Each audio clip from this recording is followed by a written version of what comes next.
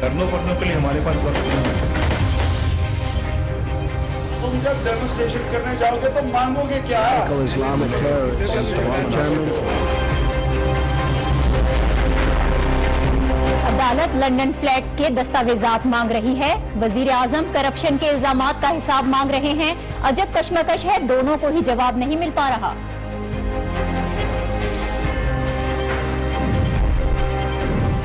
खैबर पख्तूनख्वा हुकूमत ने तब्दीली के ख्वाब दिखाए, लेकिन सरकारी स्कूलों की हालत ना बदल पाए। 22 अरब रुपए खर्च कर दिए और स्कूलों में बुनियादी सहूलतें ही नहीं। अब पेशावर हाई कोर्ट पाई पाई का हिसाब मांग रही है। पंजाब पुलिस की नई वर्दी से करप्शन की बू आ रही है। एहलकारों ने 4 माह में ही शिकायत के अंबार लगा दिए। फिर से पुरानी वर्दी पहनाने पर गौर हो रहा है। 80 करोड़ रुपए डूब जाएंगे। और national institute of cardiovascular diseases ने सिंध भर में अमराज कल्ब के लिए मोबाइल सेंटर्स का जाल बिछाने का फैसला कर लिया। पूरा सूबा फायदा उठाएगा।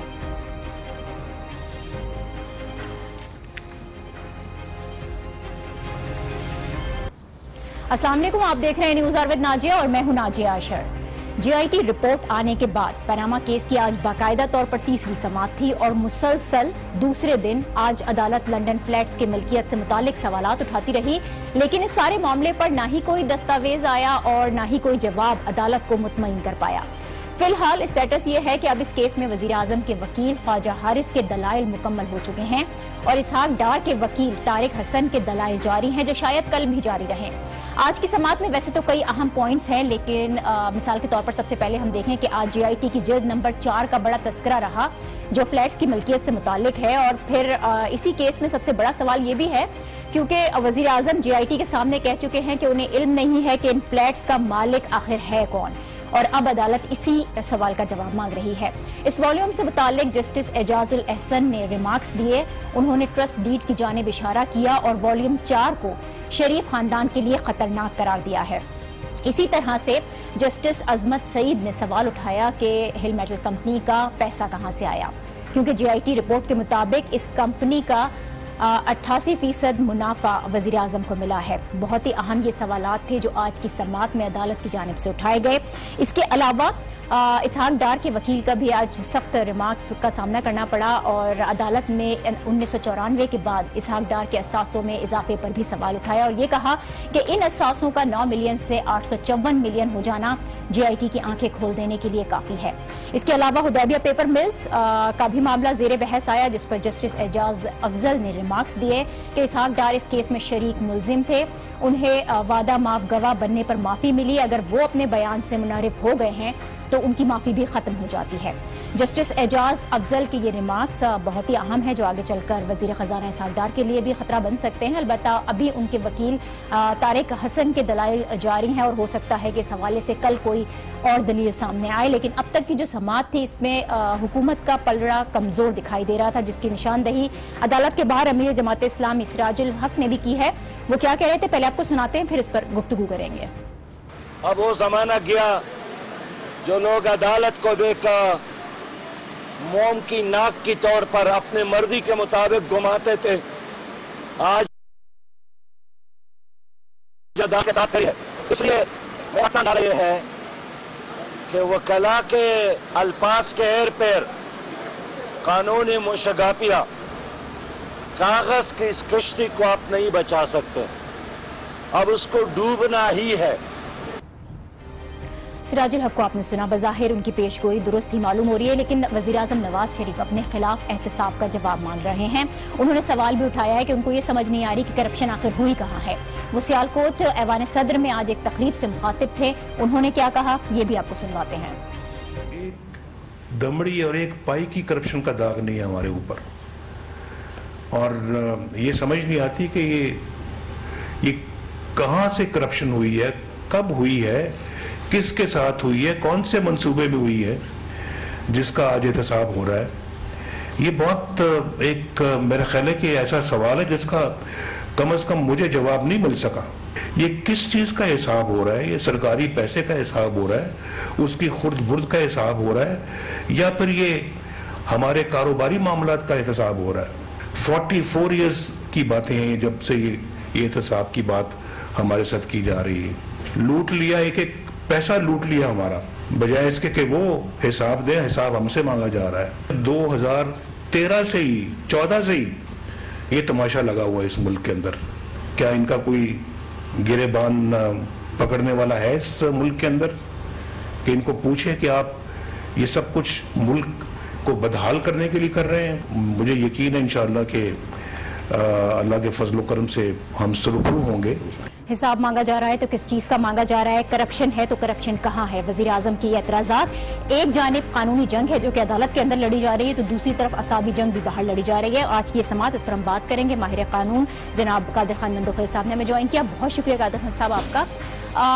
मुसलसल अदालत की जानिब से दस्तावेजात मांगे जा रहे हैं वजीर आजम से, लेकिन दस्तावेजात तो कोई पेश नहीं किए गए। वजीर आजम खुद ये कहते हैं कि करप्शन हुई कहाँ है और किस मंसूबे में करप्शन हुई है।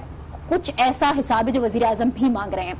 अब जो समात हुई है मुकम्मल तौर पर, आप उसको किस तरह से देखते हैं? इस हफ्ते में कोई हतमी फैसला सामने आ सकता है?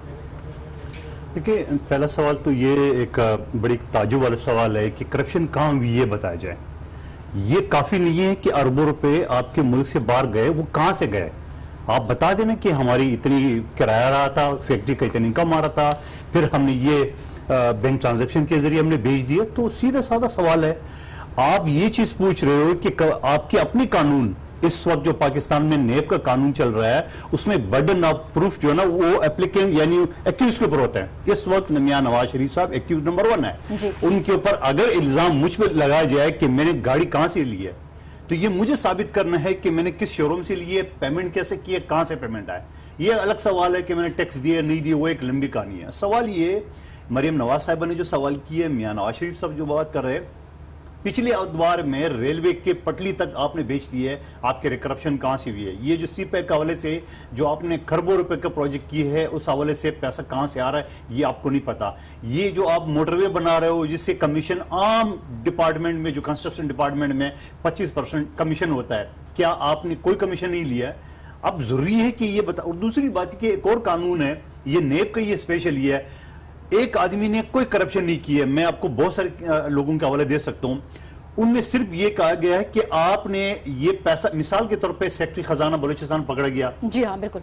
3 अरब बता रहे हैं, मेरे मालूमात के मुताबिक 13 अरब रुपए उसे निकले गए, बाकी खा पी गए, 3 अरब ने शो कर दिया। आप मुझे बताओ उसने करप्शन कहां की है, कौन सी जगह पे, किससे पैसे लिए? लेकिन जो पैसा है उसकी मनी ट्रेल तो शो करें। मिसाल देने का मकसद मेरा ये है कि उस शख्स से जब अरबों रुपए के कराची में बंगले थे और पैसे पकड़े गए, वहां तो उनसे ये नहीं पूछा गया भाई ये पैसे कहां से आ गए, खत्म, बात इतनी ही काफी है। दूसरी बात ये है कि कभी कतरी का खत, अब मैं हूं, अगर मैं आपको बोलूं कि मैंने ये पूरे डिफेंस खरीद लिया, आप बोले पैसे कहां से? एक अफ्रीका में एक आदमी है, भाई अफ्रीका में आदमी, अगर मैं एक विटनेस अपना बना रहा हूं, मैं बैसियत कानून की तालीम में बात कर रहा हूं, अगर मैं किसी शख्स को विटनेस बना रहा हूं तो मेरी जिम्मेदारी है उस शख्स को उठा के लाना और जुडिशरी या इंटरोगेशन या जो भी जीआईटी उसके सामने पेश करना कि जनाब ये शख्स है, आपने जो पूछना है पूछ लिया, मुझे पैसे इसी नहीं दिए।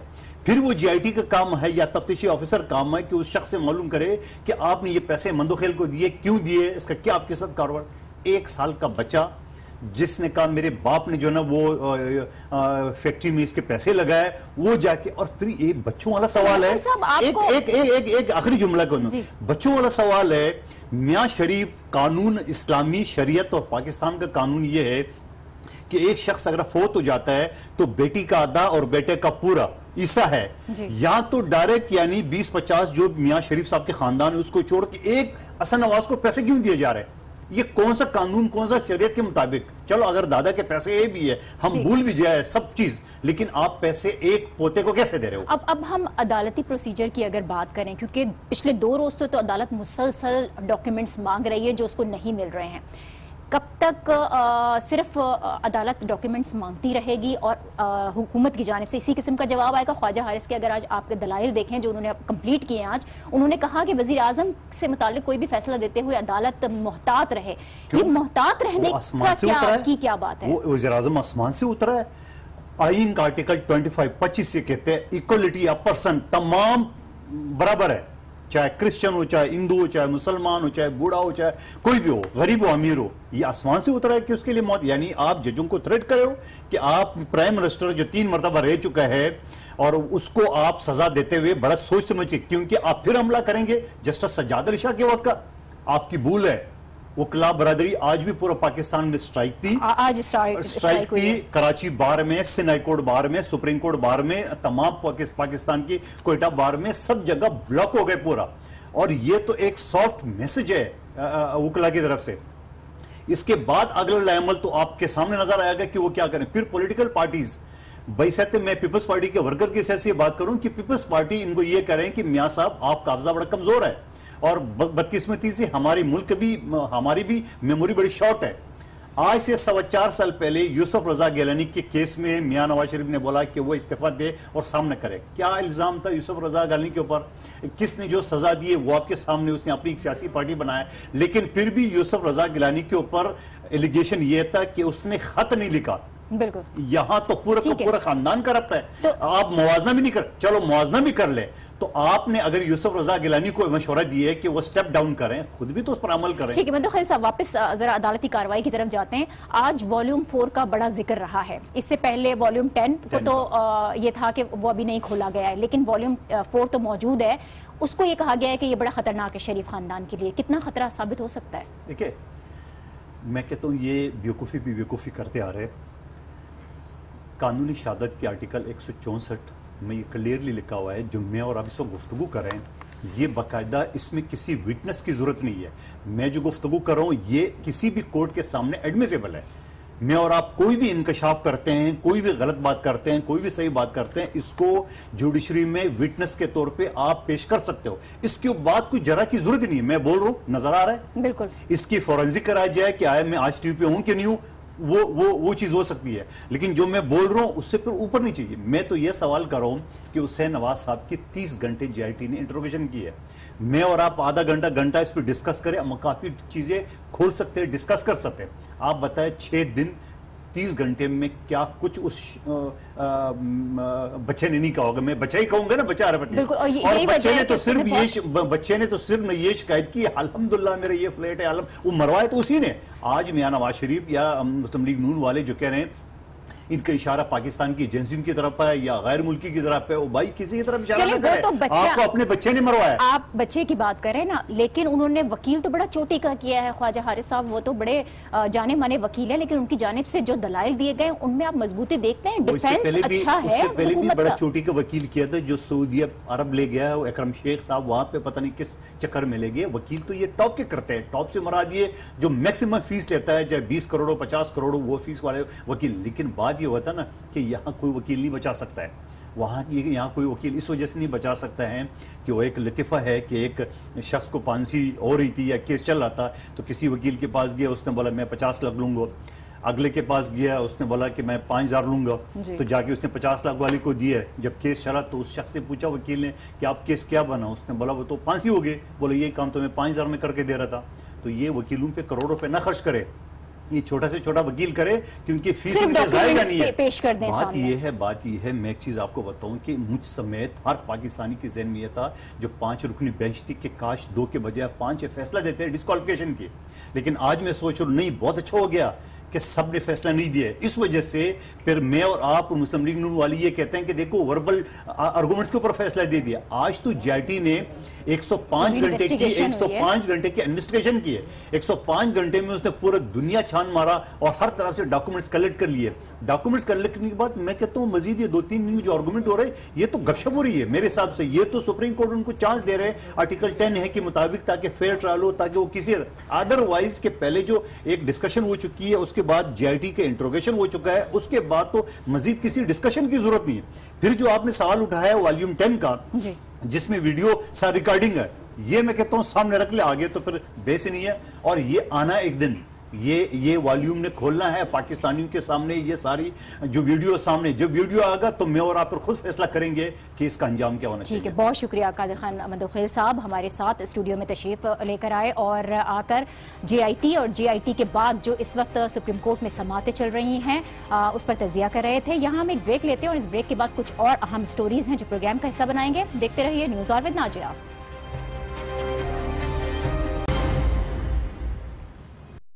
Welcome back. Karachi metro city है, पाकिस्तान का सबसे बड़ा और जदीद शहर, लेकिन यहाँ भी सरकारी सतह पर दिल के अमराज की फैसिलिटीज़ एक बड़ा मसला बनी हुई थी। दिल के अमराज के लिए पूरे शहर में सिर्फ एक सरकारी अस्पताल जिना अस्पताल के साथ है। इसके अलावा FB एरिया के इलाके में नीम सरकारी इदारा Karachi institute of heart disease भी काम कर रहा है।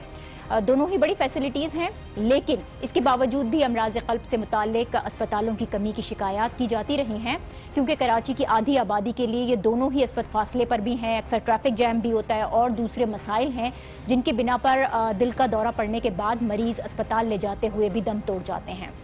इसीलिए बहुत अरसे से जोर दिया जा रहा था कि मुख्तलिफ इलाकों में अमराज क़ल्ब से मुताल्लिक छोटे छोटे सेंटर्स कायम किए जाएँ, जहाँ कम अज़ कम हार्ट अटैक की सूरत में मरीज़ों दिया जा सके।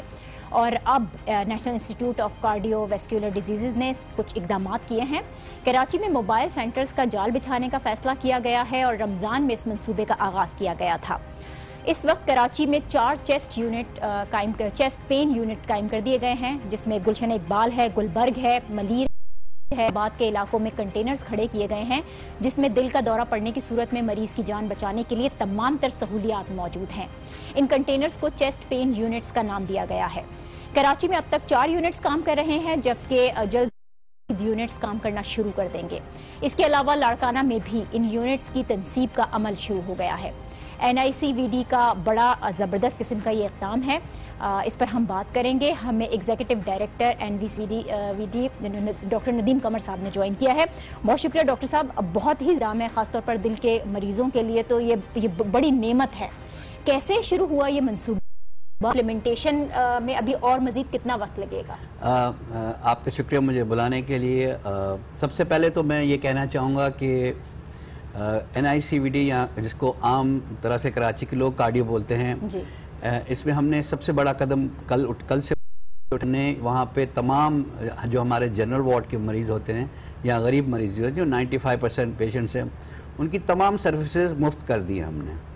NICVD ने जितने भी चार्जेस हैं जनरल वार्ड पेशेंट से वो वेवर कर दिए हैं, चाहे वो एंजियोप्लास्टी हो, चाहे वो बाईपास सर्जरी हो या कोई पेसमेकर, किसी किस्म की कोई महंगी तरीन इलाज जो है मोस्ट एक्सपेंसिव एंड आम जैसे OPD है या एको है, तो इनमें भी हमारे पास सर्विस चार्जेस थे। यानी आपके कहने का मतलब ये है कि जो जनरल वार्ड में जितने पेशेंट्स होंगे और उनको जो भी सर्विसेज प्रोवाइड की जाएंगी, जो भी उनका वो सब फ्री होगा? Completely free. ये हमने तो कल ये बड़ी खबर है मरीजों के लिए। ये इसीलिए मैं चाह रहा था कि पहले ये मैं यहाँ पे अनाउंस करूँ कि कल ये सर्विसेज सारी फ्री हैं और बहुत बड़ी खुशखबरी है ये दिल के मरीजों के लिए। जी बिल्कुल। और इसकी काफ़ी अरसे से थी और हम इस पे गौर कर रहे थे। आहिस्ता आहिस्ता हमने चीज़ें की थी इस तरह से, लेकिन अब मुकम्मल हमने फ्री कर दिया है ताकि किसी गरीब आदमी को कोई प्रॉब्लम नहीं हो। किसी किस्म का भी कोई भी आदमी जनरल वार्ड के पेशेंट से NICVD में 1 रुपया भी नहीं चार्ज करेगा।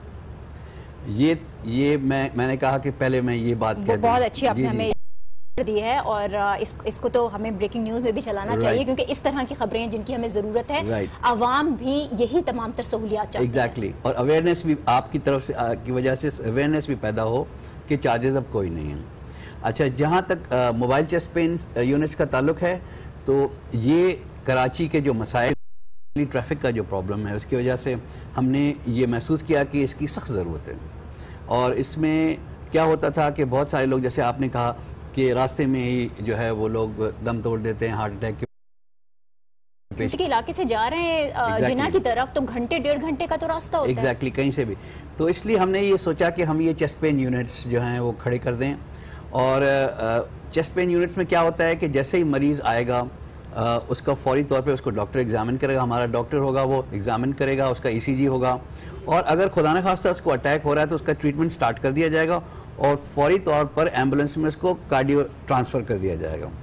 और दूसरा इसका सबसे बड़ा एडवांटेज ये है कि अब लोग ऐसे देखें कि बैठे हैं, चेस्ट पेन होता है, अब घर में उस वक्त कोई भी नहीं है, रात का टाइम है, निकल नहीं सकते, दिन का टाइम अगर है तो घर में बेटा है, बेटी है, कोई नहीं है तो क्या करेंगे? ये आपके घर के करीब खड़ा है, आप जाएं फौरन वहाँ पे चले जाएं, घर के करीब होगा तो जाने में भी कोई। डॉक्टर साहब, ऐसे 4 यूनिट्स हैं जो काम कर रहे हैं और मजीद यूनिट्स लगाए जाएंगे, कितना वक्त इसमें दरकार है और सपोर्ट आपको कौन कर रहा है इस सिलसिले में? जी, इस वक्त 4 यूनिट चल रहे हैं ایک میں تھوڑا سا کریکشن کر لوں جو آپ نے کہا، ایک ہے چورنگی فلائی اوور، دوسرا ہے گلبائے لیاری، ایک گلشن میں ہو گیا، ایک لیاری میں ہو گیا، ایک لیاری ہو گیا، ایک ملیر ہالٹ پر ہے، ملیر ہالٹ، اور چوتھا قیوم آباد۔ لیکن ہم الٹیمیٹلی پورے کراچی میں ایسے چیسٹ پین یونٹس کھڑے کر دیں گے انشاءاللہ، اور میرا خیال ہے کہ جلدی ہی ہم جیسے آپ نے کہا 2 اور کھڑے کر دیں گے، اور ہمیں آفرز ہیں جیسے ہی ہمیں ڈونیشن پہ یا کہیں سے بھی ملتے رہیں گے کنٹینرز تو ہم اس کو بڑھائیں گے۔ ہمارا مقصد ہے پورے کراچی کو کور کرنا۔ اس پروگرام میں ہمیں سندھ گورنمنٹ بہت سپورٹ، گورنمنٹ نے کافی ہمیں سپورٹ کیا ہے، اور اگین یہ چیسٹ پین یونٹس جو ہیں وہ کمپلیٹلی فری ہیں، اس میں کسی سے کچھ چارج نہیں کیا جائے گا۔ فرسٹ ایڈ بس دے کر اور اس کے بعد پھر ایمبولینس کے ذریعے شفٹ کر دیا اگر جاتا ہے۔ پرابلم ہے تو شفٹ کریں گے، نہیں ہے تو وہیں سے گھر چلے جائیں، تو لوگوں کے لیے آسانی ہوگی نا۔ یہ لوگوں کو بتایا کیسے جائے کہ یہاں پر ان کے گھر کے قریب اس طرح کی یونٹس موجود ہیں، تو اس سلسلے میں کوئی آگاہی پیدا کرنے کے لیے کوئی مہم چلائی گئی ہے؟ ہم نے تو پوری کوشش کی، ہمیں جیسے ہی معلوم ہوا تو ہم نے اسی لیے آپ کو یہاں پر بلایا ہے۔ سارے ہم چاہتے ہیں کہ میڈیا کے تھرو ہم یہ بتائیں، ہم نے کچھ بینرز، کچھ پیمفلیٹ علاقے میں ہم نے اویئرنیس، لیکن ہم یہ کنٹینیوسلی کام کریں گے، اویئرنیس کریٹ کریں گے کنٹینیوسلی۔ ڈاکٹر صاحب کراچی کے بعد پورے سندھ کے اندر اس کا جال پھیلانا چاہتے ہیں، کتنا وقت لگ سکتا ہے اور کون کون سے علاقے ہیں جو آپ کور کریں گے؟ دیکھیں انٹیریئر سندھ میں ہم ایسے یونٹس نہیں کھڑے کر رہے ہیں، پراپر اپنی برانچز NICVD کی برانچز ہوں گی جس میں ہر چیز ہوگی، یعنی وہاں پہ ہارٹ اٹیک کی اینجیوپلاسٹی بھی ہوگی، وہاں بائی پاس سرجری بھی ہوگی، علاج ہوگا، ہر سہولت میسر ہوگی۔ پہلا یونٹ چل رہا ہے ہمارا لاڑکانہ میں، جو ہے وہ 13 مئی سے شروع ہوا ہے، اور اس میں اب تک 100 سے زیادہ ہم نے ہارٹ اٹیک کی اینجیوپلاسٹیز کر چکے ہیں۔ That's a proper cardiac hospital. اس کے علاوہ دوسرا ہمارا ٹنڈو محمد خان میں شروع ہو جائے گا انشاءاللہ سپٹمبر میں جی۔ اس کے بعد تیسرا ہمارا شروع ہوگا 7 میں، اور چوتھا سکھر میں، اور سکھر میں تو بہت ہی بڑا یونٹ ہمیں مل رہا ہے۔ تو یہ چاروں یونٹ ہم 2017 میں چلائیں گے۔ 2017 میں یہ تمام یونٹس یہ چاروں یونٹ چلیں گے جی انشاءاللہ، اور 2018 میں ہم نواب شاہ اور میر پر خاص کو کور کریں گے۔ ڈاکٹر صاحب بہت بڑا پروجیکٹ ہے یہ، جس میں آپ پورے سندھ کو کور کرنے جا رہے ہیں۔ سندھ حکومت کی تو آپ کو بڑی سپورٹ حاصل ہے، لیکن اس کے علاوہ بھی کچھ اور جگہیں ہیں جہاں سے آپ کو تعاون درکار ہے؟ لیکن سندھ گورنمنٹ نے ہمیں بہت سپورٹ کیا ہے، لیکن سول سوسائٹی بھی ہمارے ساتھ ہے سارے ایفرٹ میں، میں ان کا بہت شکر گزار ہوں۔ ہمارے ساتھ 2 گروپس ہیں بڑے، سول ہمیں سارے ایفرٹ میں سپورٹ کر رہے ہیں، اور ہم اس کے علاوہ ہم جو ہے وہ کارڈیو ویسکولر کے اندر بھی، کیونکہ اب اتنے مریض ہو گئے ہیں کہ ہم خود بھی اپنی کارڈیو کی ایکسپینشن کر رہے ہیں۔ ہم 3 نئی بلڈنگیں بنا رہے ہیں، ان میں سے ایک بلڈنگ سندھ گورنمنٹ ہمیں بنا کے دے رہی ہے جو بچوں کا اسپتال، ایک بلڈنگ ہمارے سول سوسائٹی والے پرائیویٹ ڈونیشن سے بنا کے دے رہے ہیں، OPD ہوگی ہماری۔ اور یہ سب کچھ اسی ایریا کے اندر ہوگا یا کراچی کے مختلف علاقوں میں؟ نہیں، اسی ایریا کے اندر، اسی ایریا کے اندر ہوگا۔ یہ مختلف علاقوں میں تو ہم ابھی تو چیسٹ پین یونٹس کھڑے کر رہے ہیں۔ دیکھیں ہمیں اتنا بڑا کام ہم نے یہ سارا 2.5 سال میں کیا ہے، ساری ورک کو تیار کر کے 2.5 سال میں کیا ہے، تو ہمیں جو ہے وہ اپنی کیپیسٹی کو بھی دیکھنا ہے۔ ہمارے یہ ڈیفینیٹلی یہ بھی خواہش ہوگی کہ کراچی کے اور کچھ سینٹرز بھی ہم لے لیں، لیکن ہم آہستہ آہستہ کریں گے۔ ڈاکٹر صاحب کا ٹارگٹ ہے کیا؟ 2.5 سال لگے ہیں اس پروجیکٹ پہ کام، اور پھر 4 یونٹس تو یہاں پر بن ہی چکے ہیں، پھر آگے آپ نے جتنے یونٹس بنانے ہیں پورے سندھ میں کتنا ٹائم لگ سکتا ہے؟ یہ مکمل اسپتالیں ہیں جو وہاں پر تو پورے اسپتالیں ہیں جی، یہ 4 5 6 اور اسپتالیں ہوں گے کارڈیو ویسکولر کی۔ اس میں دیکھیں میرا اپنا خیال یہ ہے کہ 2018 تک سیٹلائٹس تو ہمارے کمپلیٹ ہو جائیں گے۔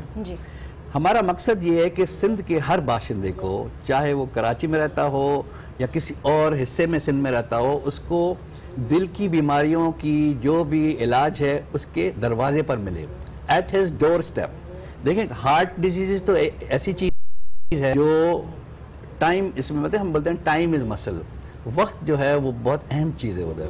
جتنا جلدی وہ پہنچے گا وہ آدمی ہمارے یونٹ میں، اتنا جلدی اس کا علاج شروع ہوگا، اتنا اس کو فائدہ ہوگا۔ تو یہ ہم نہیں کر سکتے کہ جی آپ جو ہے وہ کل آ جائیں پرسوں آ جائیں، ہماری ڈیزیز وہ نہیں ہے۔ تو ہم یہ چاہتے ہیں 90 منٹس کے اندر سندھ کا ہر باشندے کو NICVD کے کسی نہ کسی یونٹ کا ایکسیس ہو۔ تو کتنا عرصہ لگے گا؟ یہ سیٹلائٹ تو 18 میں کمپلیٹ ہو جائیں گے۔ ہمارا یہ پروگرام ہم نے شروع کر دیا، لیکن ٹائم زیادہ لگے گا. ہمارے انٹرنل جو ہمارے اندر جو ہم بلڈنگیں بنا رہے ہیں آبویسلی وہ 4-5 سال لگیں گے. بہت شکریہ ڈاکٹر نوید قمر صاحب. آپ بہت بڑا کام کر رہے ہیں اور امراض قلب کے لیے یہ بہت ضروری اقدامات تھے جو NICVD کی جانب سے اٹھائے گئے ہیں, جس کو ہم بہت اپریشیٹ بھی کرتے ہیں. اسی کے ساتھ ایک بریک یہاں پر لیتے ہیں اور اس بریک کے بعد بات ہوگی پنجاب پولیس کی نئی وردی کی جس سے کرپشن کی بو آ رہی ہے. کیپ واچنگ نیوز آر ود ناجیہ.